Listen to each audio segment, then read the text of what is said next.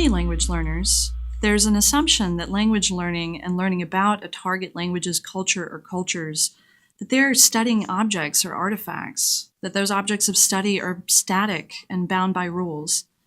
It makes sense that students think this way too. We've conditioned our students to focus on facts, on grammar, on rules. As a result, our students develop certain assumptions about language and culture through their language learning.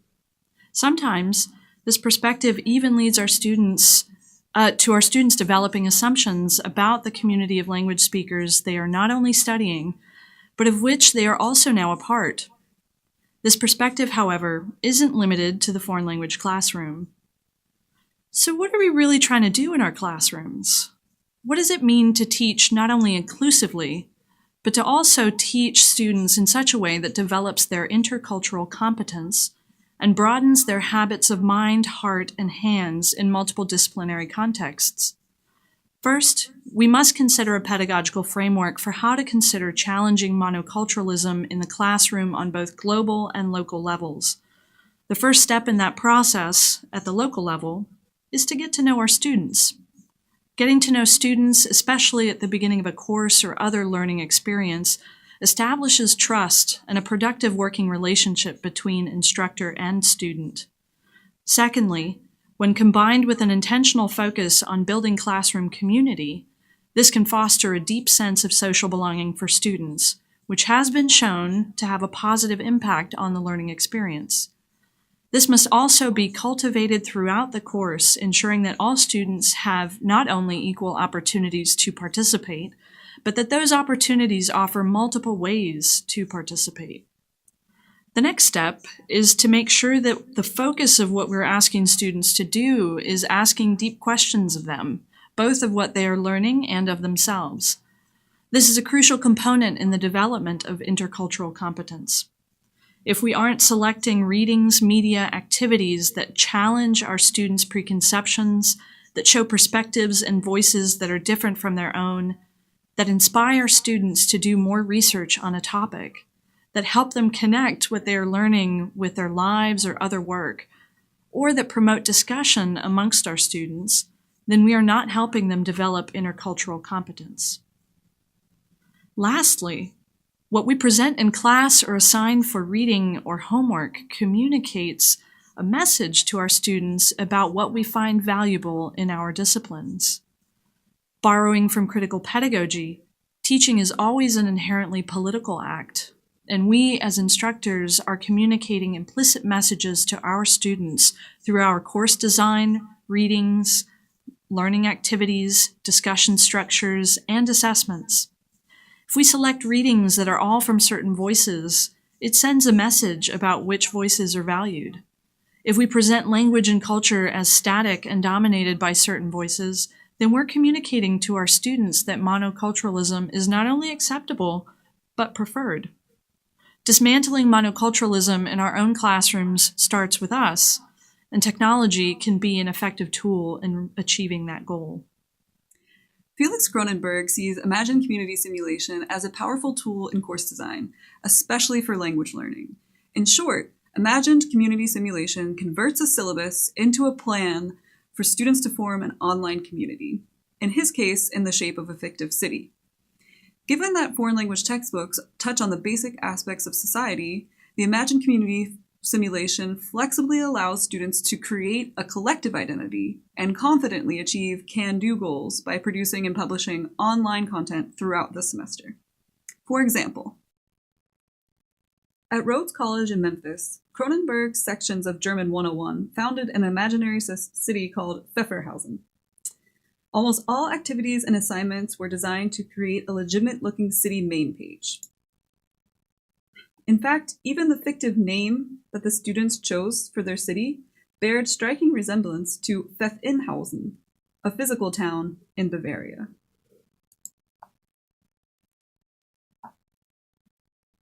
Now, while this project is off to a great start, I could not help but notice how Pfefferhausen mimicked the kitsch stereotype of how students imagined authentic German identity. I wondered, instead of reproducing a fictive city in the image of what is quote-unquote perceived to be ethnically German, Could the imagined community simulation model challenge not only the notion of monoculturalism, but also of monolingualism when implemented with a critical syllabus? In deconstructing the visual and digital reproduction of ethnic monoculturalism, could imagined community simulation aid novice speakers in seeing themselves as a legitimate part of the German-speaking population? So instead of a fictive city, what other types of forums might aid in this endeavor? So I put myself in the student position and began to devise a website for an online forum. I've temporarily called it Fukuhila, which means mullet in German. In practice, I found it imperative to locate the community completely in the digital realm, with only a page for mapping out the places where the community members live in order to show the range of the German-speaking realm, i.e., beyond the borders of the nation-states for whom German is an official language. While moving away from the physical city was helpful, aspects of the city's structure were too important to leave out of an online community. Not only do culture, education, business, etc. form the overarching topics for discussion, but understanding oneself as a quote-unquote citizen of an online community promotes respectful and generative discourse. To close, I would like to note that while the certain creation of a fictive city that closely mimics an actual place certainly creates an excellent learning space, it forecloses further cross-cultural exchanges between the students and the rest of the German-speaking community at large. Yet if the instructor facilitates the creation of a critical and sustainable forum, there is much potential for continued language learning beyond the course, semester, and university. To close, I would like to note that while the creation of a fictive city that closely mimics an actual place certainly creates an excellent learning space, it forecloses further cross-cultural exchanges between the students and the rest of the German-speaking community at large.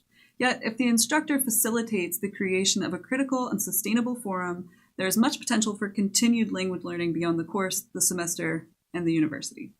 My project, mapping the Ingeborg Bachmann Prize, will introduce us to strategies to diversify the curriculum in the intermediate foreign language classroom by asking how digital mapping can support students' cross-cultural competencies and challenge the idea of ethnocentric monoculturalism through the lens of contemporary literature.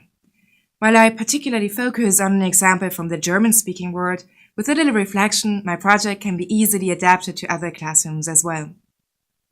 At the intersection of literature and politics, I designed with the support of Vivian Finch a collaborative classroom project surrounding the prestigious Ingeborg Bachmann Prize, which is awarded at the annual Festival of German Language and Literature in Klagenfurt, Austria. 2016 was a very special year for the literature competition. A very diverse group of authors challenged the construction of identity from various angles in their literary texts. Louise Tomagadi's excerpt from Broken German questioned the Eurocentric perspective of literature and language. The text Herr Gröttrop setzt sich hin by the prize winner Sharon Dodua-Otto challenged the construction of German identity at the intersection of magic realism and Afrofuturism. One of the most impactful parts of the collaborative classroom project was the reenactment of the Bachmann Prize in class, which strengthened all 4 German language skills: reading, writing, listening, and speaking. Needless to say, Sharon Dodua-Otto's text, Herr Gröttrop setzt sich hin, won during our Bachmann Prize reenactment as well. As a Black British author writing in German, Otto's text offered a multicultural perspective on contemporary German literature and culture through a text that playfully engages and questions stereotypes of German identity through the clash of generations. In preparation of our reenactment, students were assigned a literary text that was previously presented in Klagenfurt. After researching further information about the author, students critically analyzed the literary text, guided by the following questions. What are specific characteristics of the protagonists, and in which ways do they shape their identities? Which spaces are portrayed in the text? Are certain characters assigned to particular spaces? And if yes, do these spaces have a symbolic meaning as well? After a brief introduction to the author and a short summary of the text, students used Google My Maps to tag and reflect upon the importance of certain spaces and geographical regions in their text. Videos, pictures, and further textual information saved to the digital map supported each student's presentation of the author's work during the reenactment of the Bachmann Prize. Through the lens of digital mapping, the students visualized movement and spatial aspects of the presented literary texts and were able to reflect upon dynamic processes behind the concepts of identity, home, and language, which reach far beyond the borders of the German-speaking parts of the world. With the map, the students were able to explore new pathways to navigate the world and visualize how authors and their texts traveled through the loose borders of Europe and beyond. Through the depiction of diverse cross-cultural exchanges, the students once more reflected upon how diverse cultures, languages, and perspectives shape contemporary German literature. Mapping the literary texts presented at the Bachmann Prize raised the question of why certain cultures and regions play an important role in contemporary German literature and why others don't, leaving us with the question of how can we bring these unheard, alternative, and marginalized voices into the classroom. For my project, I decided to think about how digital humanities and their tools might impact the way that we approach course design. In particular, I asked myself, how might we intentionally design courses that both use digital humanities tools in meaningful ways and force our students to think critically about the tools themselves? To answer this question, I designed a course focused around a digital archive. In this case, Vanderbilt's Robert Penn Warren Center's digital archive, Who Speaks for the Negro? The Who Speaks for the Negro archive is a collection of original interview recordings and transcripts. And these were conducted by Robert Penn Warren in 1964 as research for his work, Who Speaks for the Negro. Interestingly, although many of these interviews appear within the final published manuscript of his text, some of the original interviews are left out. As a HASTAC scholar for this center last year, I helped to edit and make minor improvements to the archive's searchability. And because of this, I was already thinking about both the affordances and limitations of this particular resource. So despite the popularity of the archive for researchers, I'm not incredibly sure how many undergraduates actually use this tool. So I imagined a course that would ask students to analyze the primary documents contained within this archive and produce an archive of their own, which would serve as a companion to the existing site. Although I have not yet had the chance to teach this class, the design process itself proved to be quite productive and informative. The course I came up with is a 100-level writing-intensive English course called Archival Excavation, Understanding the Civil Rights Movement Through the Digital Archive. I imagine that this course would work to combat monoculturalism in a few ways. First, such a course would use primary documents to bring alternative voices and diverse perspectives into the classroom. By zooming in on a single year of the American Civil Rights Movement, the course content would encourage students to begin contextualizing primary documents within a larger historical or history of the movement. And second, through collaborative research projects, students would discover not only the important work that this particular archive does for preserving narratives of experience, but they would also inevitably find other voices and narratives that were left out of Robert Penn Warren's research. These discoveries would shed light on the limitations of every archive, while also demonstrating the need for further research and critical reflection.